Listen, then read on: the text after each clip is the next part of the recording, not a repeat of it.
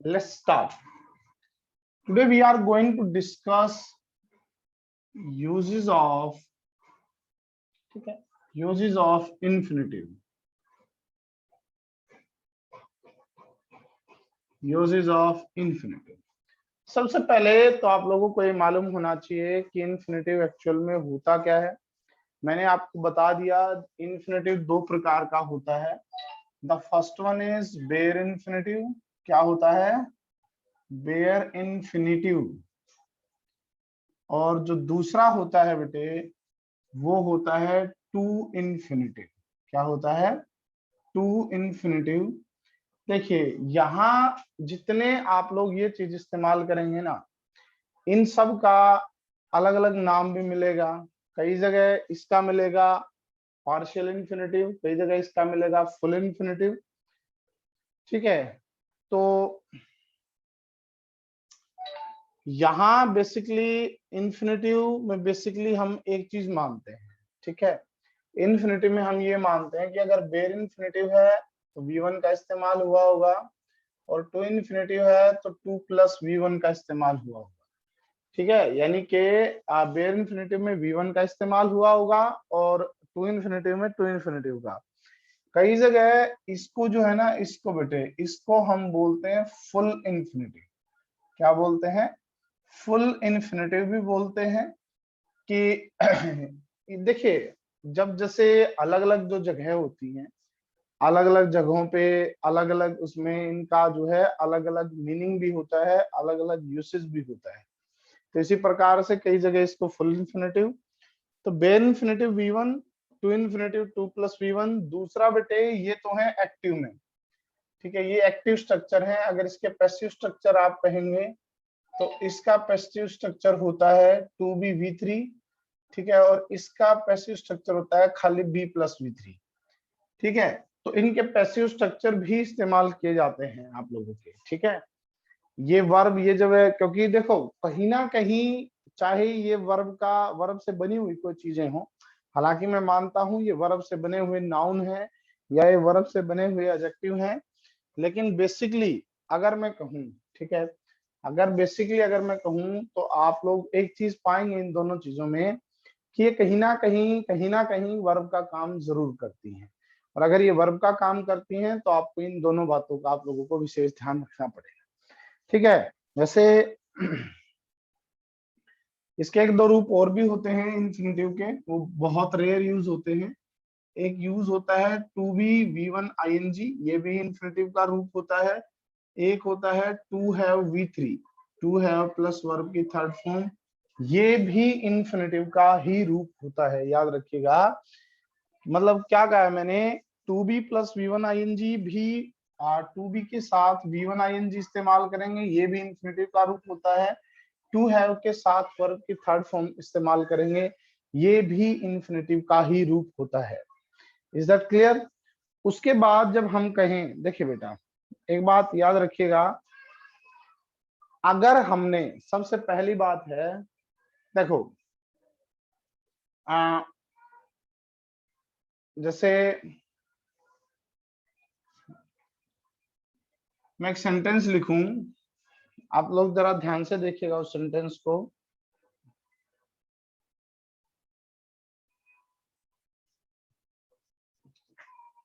I want to go to a picnic today। देखो बेटा, अब इस सेंटेंस को जरा ध्यान से देखिएगा।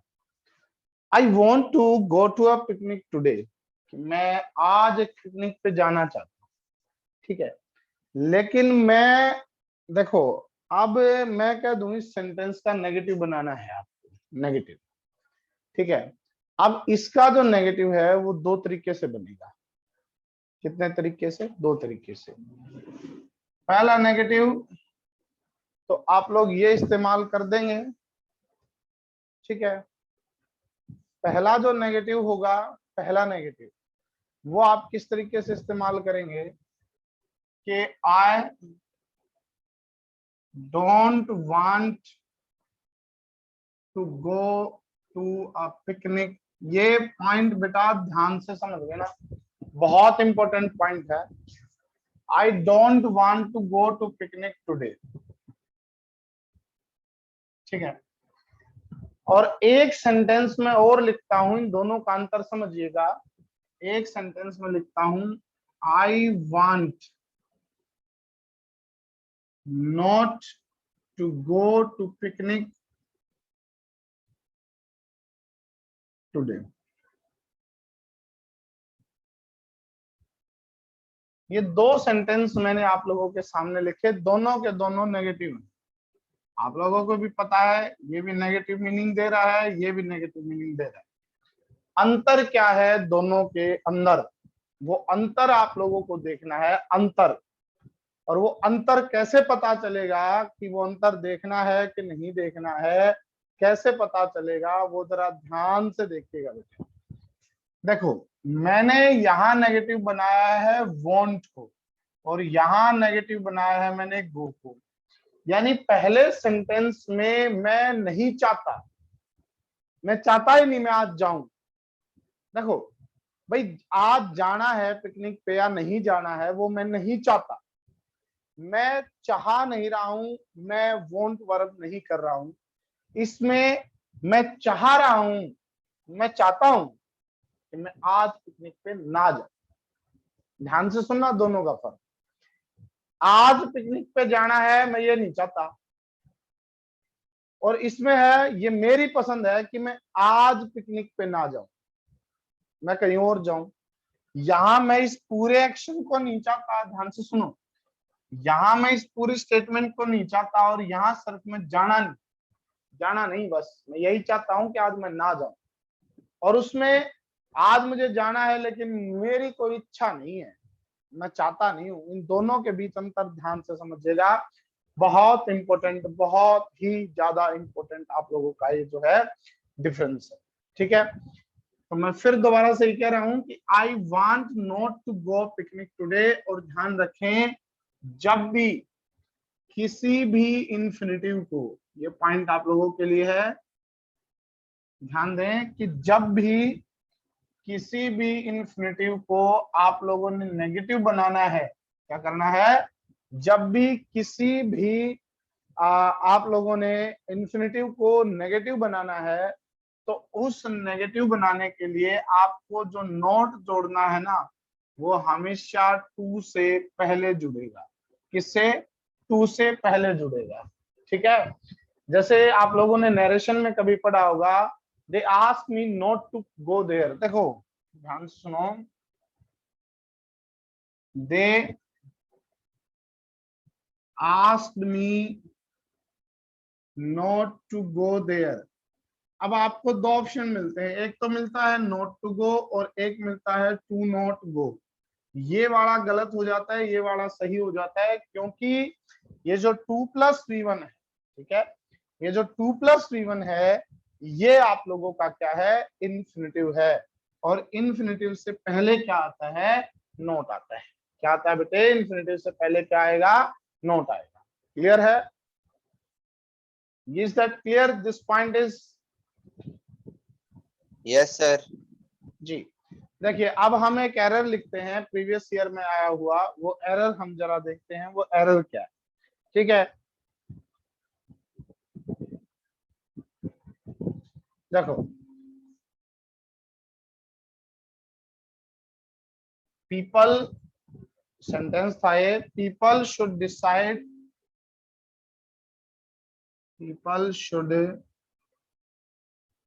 डिसाइड टू नॉट गिव और टेक डाउरी।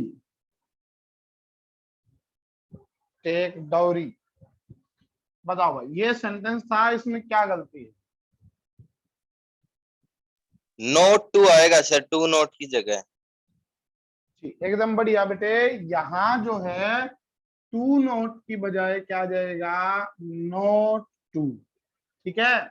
ये आपका फुल इंफिनिटिव है, ये भी फुल इंफिनिटिव है, और से जुड़े हुए हैं इसलिए एक बार टू का इस्तेमाल हुआ है। इसलिए टू नोट के बजाय क्या आ जाएगा, नोट टू आ जाएगा। क्या जाएगा, नोट। क्लियर है। एक बार बेटा आप इस चीज का, अब हम सबसे पहले इन्फिनेटिव का यूसेज देखते हैं कि इन्फिनेटिव का जो यूसेज है वो किस प्रकार से होता है। अब तक तो हमने ये पढ़ा कि एक्चुअल में इन्फिनेटिव जो है वो होता क्या है, लेकिन अब हम जो सीखने वाले हैं वो सीखने वाले हैं हम इन्फिनेटिव। क्या सीखने वाले हैं हम, इन्फिनेटिव के यूसेज के वो इस्तेमाल कहाँ कहाँ होते हैं, और यही चीज हमें देखनी है आज। सबसे पहले ध्यान रखिए, सबसे पहले हम बात करते हैं बेयर इन्फिनेटिव का। तो बेयर इन्फिनेटिव का पहला जो पॉइंट है वो क्या है, कुछ वर्ब होती है हमारी, जैसे let, make, bid, see, hear, feel, watch, listen, observe, watch, listen, observe, notice, recognise. देखो बेटा, मैं ये वर्ब साथ साथ इसलिए लिखवा रहा हूं ताकि आप लोगों को एक सेंस का पता चले, नहीं तो डायरेक्टली मैं आप लोगों को यहाँ लिख के भी मैं आप लोगों के सामने आ सकता था। देखो ये जो वर्ब है ये हमारी सेंस से रिलेटेड है। किससे रिलेटेड है, सेंस से रिलेटेड है। ठीक है, इसमें फिर एक आपका आता है बेटे हेल्प आता है, एक आपका आता है वुड रादर, ठीक है, एक आपका आता है बेटे वुड बेटर, वुड बेटर, एक आपका आता है बेटे हेड रादर, ये बस ध्यान से सुन लिया, हेड रादर, एक आपका आता है बेटे हेड बेटर।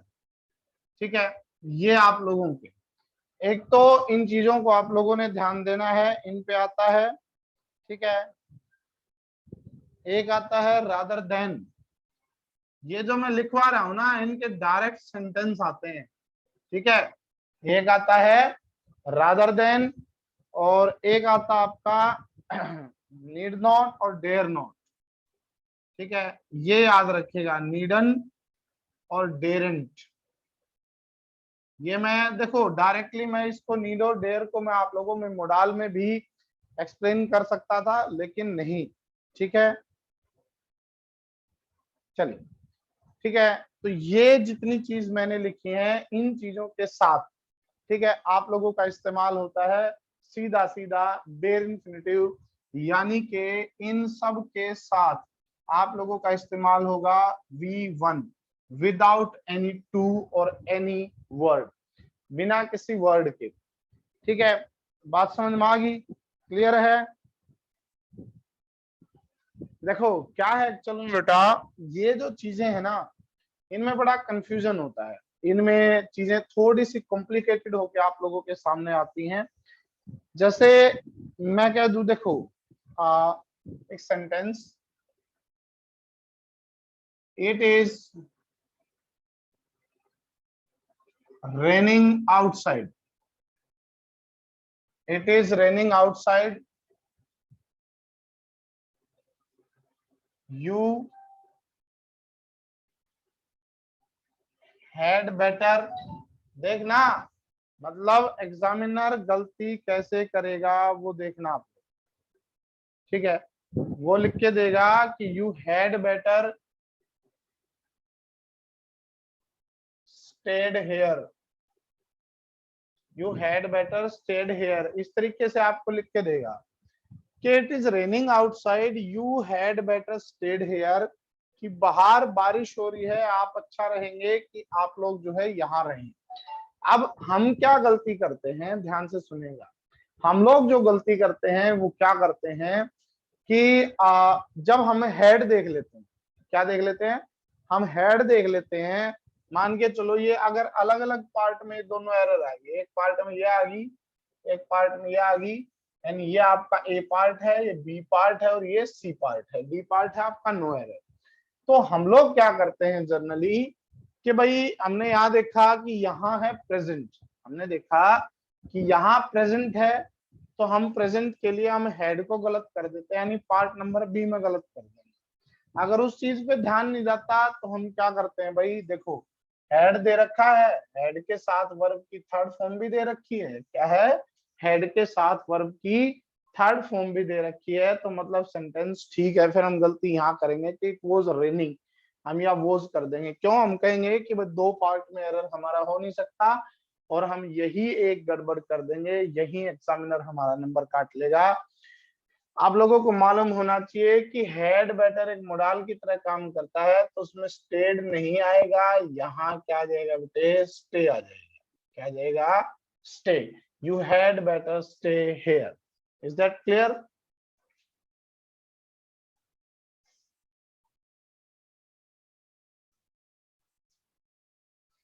और देख लो,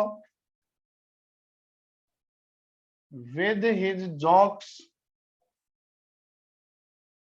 he made everyone to laugh। ठीक है, ये सेंटेंस है कि with his jokes he made everyone to laugh। तो सिंपल सा है भाई, मेड वर्ब दे दी, तो देखो इनमें से इनकी कोई भी फॉर्म आ सकती है, फर्स्ट आ सकती है, सेकंड आ सकती है, ठीक है, थर्ड आ सकती है, एडजेक्टिव के साथ थर्ड आ सकती है, मोडाल के साथ फर्स्ट आ सकती है, ये चाहे किसी भी फॉर्म में हो, ये मैटर नहीं करता। इनके बाद जो दूसरी वर्ब आएगी ना, वो इन्फिनिटिव में होगी। मतलब ये वर्ब यहाँ टू लाफ नहीं होगा, खाली क्या हो जाएगा, लाफ हो जाएगा। क्या हो जाएगा बेटे, लाफ हो जाएगा। अब देखो, अब मैं एक सेंटेंस लिखता हूं, ही हैज लेट, याद रखिए, he has let every one of us, he has let every one of us to feel